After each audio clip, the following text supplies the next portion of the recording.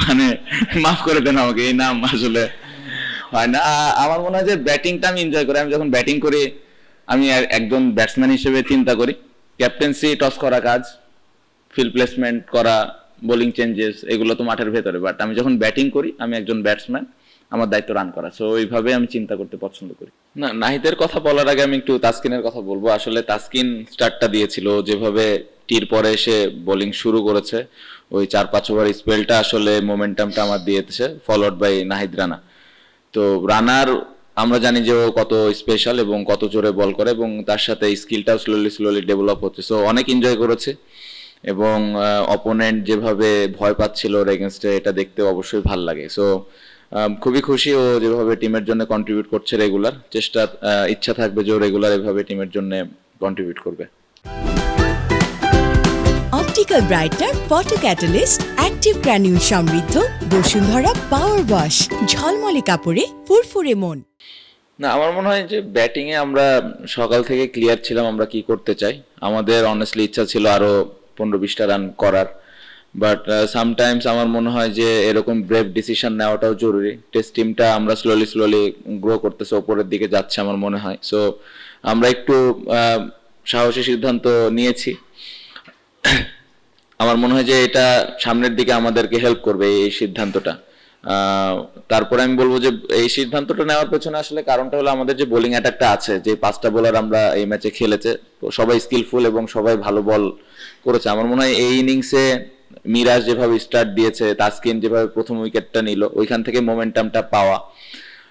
তারপরে আমার মনে হয় যে তাইজুল ভাই মিডল ওভারে দারুণ বোলিং করেছে, ফার্স্ট ইনিংসে অতটা অপরচুনিটি পায়নি বোলিং করার। সো আমার মনে হয় 4টা-5টা বোলারই কন্ট্রিবিউট ছিল, স্পেশালি এই ইনিংসে তাসকিন এবং রানার ওই স্পেলটা আউটস্ট্যান্ডিং ছিল। না, খেয়াল করার কিছু নাই, ওরাও জানে যে আসলে রানাকে বাউন্সার মারলে আবার বাউন্সার খাইতে হবে। সো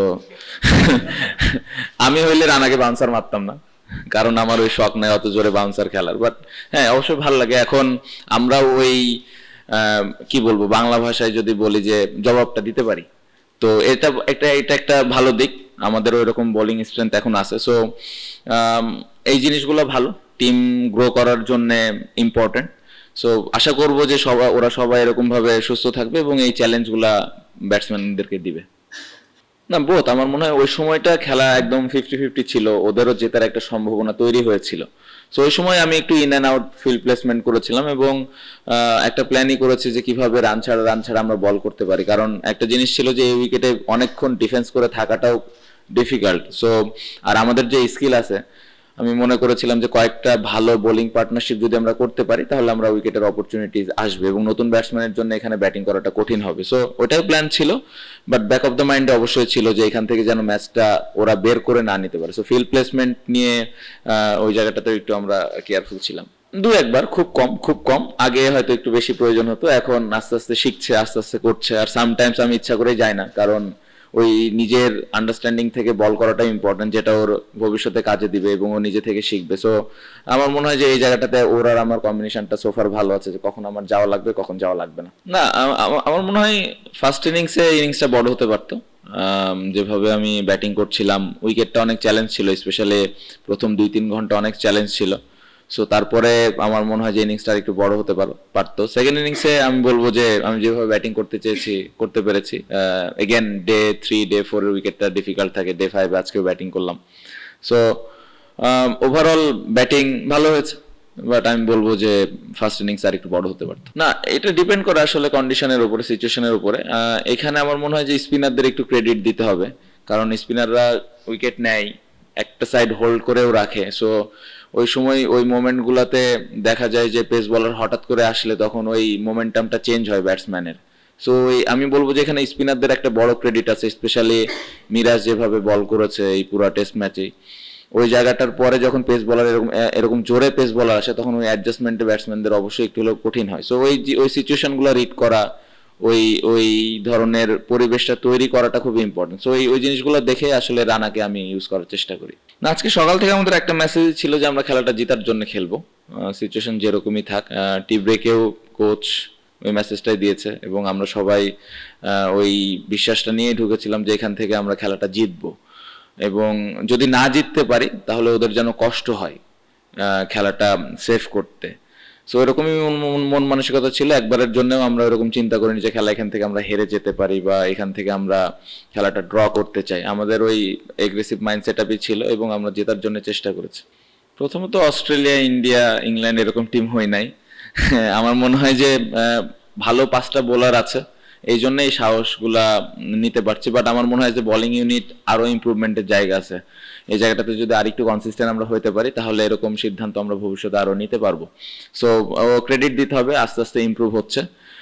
আর রানার বিষয় যেটা হয়েছে যে ওই সময়টা আমি বলতেছিলাম যে যেহেতু উইকেটটা একটু ড্রাই ছিল, ও যত জোরে বল করবে, বলের কন্ডিশনটাও ভালো ছিল এবং লাইনটা কিরকম হতে পারে এই বিষয়টা নিয়ে আলাপ হয়েছে এবং ও ভালোভাবে এক্সিকিউট করতে পেরেছে। এখানে একটু মুশফিক ভাইকে ক্রেডিট দিতে হবে, কারণ উনি রানার সাথে অনেক কনভারসেশন ওই সময় করছিলেন কিভাবে বল করলে বেটার হয়। সো এখানে মুশফিক ভাইয়ের মতো মানুষ যদি মাঠে থাকে ওই হেল্পটুকু হয়ে যায়। সো এখানে মুশফিক ভাইয়ের অনেক বড় একটা ক্রেডিট আছে। লাস্ট কয়েকদিন ধরে মিরপুরের উইকেট কিন্তু খুবই ভালো। ওয়ান ডে সিরিজ যেগুলো আমরা খেললাম ওইখানেও ভালো পেস অ্যান্ড বাউন্স ছিল। সো অবশ্যই এ ধরনের এক্সপেকটেশন আমাদের ছিল যে টেস্টে এরকম উইকেট আমরা পাবো। খুবই ভালো লেগেছে যে ডে 5-এ এসে রানা এবং তাসকিন ভাই উইকেট নিয়েছে। নর্মালি ডে 5-এ এসে হয়তো স্পিনাররা একটু বেশি উইকেট নেয় মিরপুরে। ডে 5 আসলে খেলাই যায় না, বাট এটা একটা নতুন জিনিস। ভালো লেগেছে যে পেস বোলাররা ডে 5-এ এসে উইকেট নিয়েছে। না, এই টেস্ট ম্যাচে সব থেকে আমার মনে হয় যে আমরা যে ডিক্লেয়ারটা করেছি এটা অনেক বড় ডিসিশন ছিল, যেটা নর্মালি আমাদের টিম কখনো করে না এভাবে। সো এই জিনিসটা আমাদের ভবিষ্যতে কাজে দিবে এবং এই জিনিসটা, এই সিদ্ধান্তটা হয়তো ভবিষ্যতে আমাদেরকে আরো কনফিডেন্স দিবে যে এখান থেকে এভাবে ম্যাচ জেতা সম্ভব। সো এটা আমি বলবো যে সব থেকে নতুন একটা জিনিস হয়েছে পুরো টেস্ট ম্যাচ। না, একটা জিনিস বুঝতে হবে, গতকালকেও আমি এই বিষয়টা শুনতেছিলাম যে আমরা স্লো ব্যাটিং হয়েছে বা মমিনুল ভাই স্লো খেলেছে বা যারাই ব্যাটিং করেছে একটু স্লো হয়েছে। একটা জিনিস বুঝতে হবে যে আসলে উইকেটটা কিরকম, কন্ডিশনটা কিরকম, অপোনেন্টের বোলিং অ্যাটাকটা কিরকম, ওরা কিরকম বল করছে, এই জিনিসটা একটু বোঝাটা ইম্পর্টেন্ট। এবং গতকালকে যখন খেলাটা ছিল তখন আমাদের রানও করতে হবে, আবার উইকেটও থাকতে হবে। আদারওয়াইজ আমরা যদি অল্প রানের মধ্যে আউট হয়ে যাই তাহলে ওই টিম আরামে হয়তো জিতে যেতে পারে। সো ওই সবগুলো সিচুয়েশন কিন্তু রিড করে ব্যাটিংটা করা হয়েছে। আমার মনে হয় যে এই টেস্ট ম্যাচে কেউ স্লো ব্যাটিং করেনি। কন্ডিশন এবং অপোনেন্টের স্ট্রেংথ অনুযায়ী আমাদের যেভাবে ব্যাটিং করার দরকার ছিল আমরা এক্স্যাক্টলি ওভাবেই ব্যাটিং করেছি। আজকে সকালে আমাদের প্ল্যান ছিল যে কিভাবে আমরা আরেকটু বেটার স্ট্রাইক রেটে রান করতে পারি। বাট আমি বলবো যে গতকালকের ব্যাটিং এর কারণে আজকে একটু আমরা তুলনামূলকভাবে একটু ফাস্ট খেলার চেষ্টা করতে পেরেছি। আমি বলবো না যে 100% পেরেছি, বাট এই আন্ডারস্ট্যান্ডিং গুলো আমাদের সবার থাকা উচিত যে আসলে কেন ব্যাটসম্যান গুলো একটু সময় নিয়ে ব্যাটিং করছে বা কেন আজকে একটু ভালো স্ট্রাইক রেটে ব্যাটিং করছে। না, আমাদের একটা লক্ষ্য ছিল যে 270 প্লাস এইখানে খুব ভালো একটা স্কোর হবে, এবং যখন আমরা 268-এ 267-এ শেষ করেছি তখন আমাদের একটা বিশ্বাস ছিল যে এখান থেকে আমরা ম্যাচটা বের করতে পারবো। না, আমার মনে হয় যে বল রিভার্স রানা একটু সারপ্রাইজিং। আমি লিটন স্পেশালি পিছনে থেকে মানে আলাপ করতেছিলাম যে বলটা এইভাবে ভেতরে আসবে, রানার বল, এটা আমি আসলে আমরা দুজনে এক্সপেক্ট করিনি। এটা একটা ভালো দিক, ভালো লাগার বিষয়। আমার মনে হয় যে এখানে বলটা খুব ভালো মেনটেন হয়েছে। যারা বল শাইন করছিল এদের ক্রেডিট দিতে হবে, এটা বলা যাবে না। তো আমার মনে হয় যে এটা একটা ভালো দিক। সো অবশ্যই এটা একটা পজিটিভ সাইন যে রানাও রিভার্স করাইতে পারে, যে তাসকিন করায়, ইবাদত করায় বা শরীফুল খালেদেরা সবসময় এই জিনিসটা করে থাকে, বাট রানাও স্লোলি এই জিনিসটা শিখছে। সো অবশ্যই এটা একটা পজিটিভ দিক। আমার ব্যাটিং বলবো যে না, আমার মনে হয় যে আমার জায়গায় যদি অন্য কোনো বড় ব্যাটসম্যান থাকতো 101টা হয়তো 200 হইতো। এটা খুবই সত্যি কথা। আপনি ওয়ার্ল্ড ক্রিকেটে যদি দেখেন যে এরকমই করে যারা টপ ব্যাটসম্যান। সো আমার মনে হয় যে আমি বলবো না যে আমি আমার সেরা ছন্দে আছে, আমি মনে করি যে আমার আরো বেটার ব্যাটিং করা উচিত ছিল ফার্স্ট ইনিংসে। এত দূরে যেতে চায় না, স্টার্টটা ভালো হয়েছে। আমার মনে হয় নেক্সট টেস্ট ম্যাচটা ইম্পর্টেন্ট। আমি যেটা প্রথম দিন প্রেস কনফারেন্সে বলছিলাম যে গত বছর আমরা হয়তো 7-এ মনে হয় শেষ করেছিলাম, এবার যদি আমরা 4-5-এ শেষ করতে পারি তাহলে একটা ভালো অবস্থান তৈরি হবে। আমার মনে হয় স্লোলি যদি এভাবে আমরা আগাতে থাকি একটা সময় সবাই হয়তো জানবে যে আমরাও এখন ভালো টেস্ট ক্রিকেট খেলি। বাট এখনই এত দূরে যেতে চাই না, অনেক ইমপ্রুভমেন্টের জায়গা আছে। এক টেস্ট ম্যাচ জিতেছি, অনেক কথা হবে, অনেক পজিটিভ কথা হবে, বাট অ্যাজ এ পুরা টিম হিসেবে আমাদের অনেক ইমপ্রুভমেন্টের জায়গা আছে এখনো। আমার মনে হয় পেছনের ক্যাচগুলো আরো যদি আমরা ধরি আর একটু যদি ওই জায়গায় অ্যাকুরেট হই, ক্যাচগুলো যদি আমরা 100% বলবো না, পেছনে ক্যাচ মিস হবেই, প্রত্যেকটা টিমই করে, বাট আরেকটু যদি আমরা ক্যাচগুলো বেশি ধরতে পারি তাহলে আমার মনে হয় যে আরেকটু টিমের জন্য বেটার হবে। না, আমার মনে হয় ব্যাটিং সবসময় এনজয় করি, রান না করলে শুধু এনজয় করি না। তো ভালো লাগছে, ব্যাটিং ভালো হচ্ছে। ব্যাটিং সবার সাথেই ভালো লাগে, পার্টিকুলার কোনো ব্যক্তির কথা বলতে চাই না। আমার মনে হয় মুশফিক ভাই, মমিনুল ভাই, লিটন সাথে যদিও কম ব্যাটিং করার সুযোগ হয় টেস্ট ক্রিকেটে, সবার সাথে এনজয় করি, সো একটা একটা ভালো দিক। আর টপ অর্ডারদের নিয়ে আমি সত্যি কথা বলতে চিন্তিত না, তাদেরকেও একটু সেটেল হইতে হবে। সাদমান আমার মনে হয় ভালো করছে, জয় কিছুদিন আগে একটা 170 রানের ইনিংস খেলেছে, সো এই দুই ইনিংসে আমি খুব বেশি চিন্তা করতে চাই না। আর কন্ডিশনটাও চ্যালেঞ্জিং ছিল, অপোনেন্টের ভালো পেস অ্যাটাক, সো সব মিলে আমি মনে করি যে কঠিন তাদের জবটা, বাট হ্যাঁ ওরাও আস্তে আস্তে আমার মনে হয় যে কনসিস্টেন্ট হবে। না, পেস বোলাররা ভালো করছে, এটা একটা ভালো দিক। স্পিনাররা সবসময় ভালো করে আমাদের যে কোনো কন্ডিশনে, সো স্পিনারদের উপরে বিশ্বাসটা তো আগে থেকে আমাদের ছিল, পেস বোলাররা এখন আস্তে আস্তে ওই রেসপন্সিবিলিটিসটা নিচ্ছে, সো এটা একটা পজিটিভ দিক। ক্রিকেট বোর্ডের কাছ থেকে বলবো যে আমাদের পেস বোলারদেরকে আরেকটু ভালোভাবে মেনটেন করা, ওদেরকে আরো কিভাবে মেনটেন করা যায় এই জিনিসটা আমি বলবো যে ওদের দিকে আরেকটু নজর রাখা। এবং আমার মনে হয় যে যারা পুরা টেস্ট টিমটা আছে বা টেস্ট শুধু খেলে তাদেরকে আরো একটু কিভাবে অপরচুনিটিস দেওয়া যায়, আর একটু কিভাবে ইম্পর্টেন্স দেওয়া যায়, যে তারাও আসলে এই টিমটার অনেক বড় একটা জায়গা জুড়ে আছে। নর্মালি আমরা ওয়ানডে টি-20 নিয়ে অনেক কথা বলি, অনেক কি বলবো সোশ্যাল মিডিয়া থেকে শুরু করে সাধারণ মানুষের কাছ থেকে অনেক কথাবার্তা হয়, বাট টেস্ট ক্রিকেটটা শেষ হওয়ার পরে হয়তো সবাই ভুলে যায়। সো এই জায়গাটা থেকে আমি বলবো যে আপনাদের কাছ থেকে এবং ক্রিকেট বোর্ডের অনেক রেসপন্সিবিলিটিস আছে যে তাদেরকে আর একটু বেশি ইম্পর্টেন্স দেওয়া। না, ডে 5 হিসেবেও অনেক যে উইকেট খারাপ হয়ে গেছিল তা কিন্তু না, সত্যি কথা।